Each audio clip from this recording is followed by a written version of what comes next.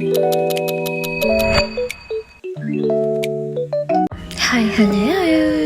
අද යම මාත් එක්ක ලස්සන ප්ලේස් එකකට. සෙපරේ වෙලා ෆ්‍රී එකේ ඉන්න මේ කාලේ මම මේ අවුරුද්ද යන පළවෙනි ට්‍රැවල් එක. ඒ වුණාට ඉතින් කොහෙ ගියත් වැඩ වලින් නම් ඉවරයි. කොහේ යනත් යන වාහනේ චෙක් කරගන්න ඕනනේ. ඉතින් ඒකත් කරගෙන දැන් කටියත් එක කය එක ගහ යන්නේ. මේ ලස්සන ප්ලේස් එක බලන්න. හැම වෙලේම ඔයා සතුටින් ජීවිතේ විඳිනවා වගේම ඔයාලගේ ඉන්න අයවත් සතුට කරන්න පුළුවන්. ඔයා ඇත්තටම සාර්ථක මිනිස්සෙක්. හරියටම ලොකේෂන් එකට කිලෝමීටර් 30ක් තිබුණා. කිලෝමීටර් 30කට පස්සේ අපි ආවේ පානදුර බීච් එකට. ආයෙත් ඔයාලට පාකින් දෙනවා. පාකින් වලට කිසිම ප්‍රශ්නයක් නැහැ. ස්පාඩ් විතර මේ බීච් එකේ කොම් වයිබ් එක හරිම ලස්සනයි. ඒ හරිම සැහැල්ලුවෙන් ඉන්න පුළුවන් ප්ලේස් එකක්.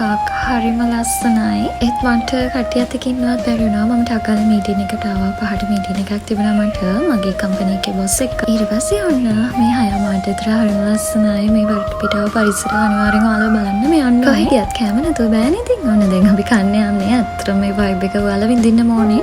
ඔයාලා යනවා නම් හොඳට ලෑස්ති වෙලා යන්න ඉවිනිං ඩේට් එකකට බ්‍රන්ච් ඩේට් එකකට වගේ හරිම කම් වයිබ් එකක්. ඔයාලට නිදහසේ ඔයාලගේ ඩේට් එක ගත කරන්න පුළුවන්. මොකද හරිම ලස්සන ස්පේස් එකක් තියෙන්නේ.